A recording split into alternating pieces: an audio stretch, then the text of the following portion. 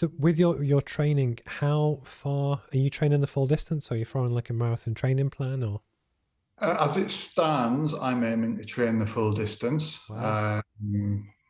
Again, I'm at the mercy of the medication. So when it gets nearer the time, if I haven't run the distance, I won't beat myself up about it. I'll aim to run as much as I can and walk if necessary. But at the moment, the plan is to run the full distance, and ideally, I would do that sort of sometime in mid-September, so that I've done it and can then train normally for a couple of weeks before the marathon. So yeah, there's definitely a plan there, but like all plans, it sort of goes out the window as soon as you start trying to implement it. Yeah. Again, my wife who's training for marathon, a lot of the plans, because she did it last year, but she was running arguably the full distance in the build up, but almost her knees and stuff were starting to break down just because it's a long way. It's hard. But actually, a lot of the plans now say to run 30 kilometers and then almost just go through the pain on the day to the next 10, Yeah.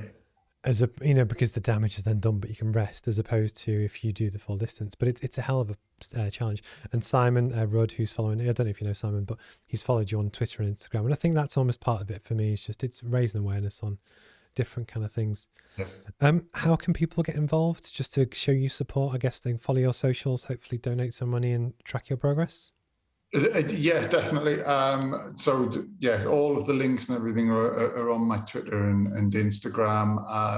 The fundraising page is a long-winded one. It's virginmoneygiving.com/John Sock1, but I think Steve will probably I've put post the it. links in. Yeah.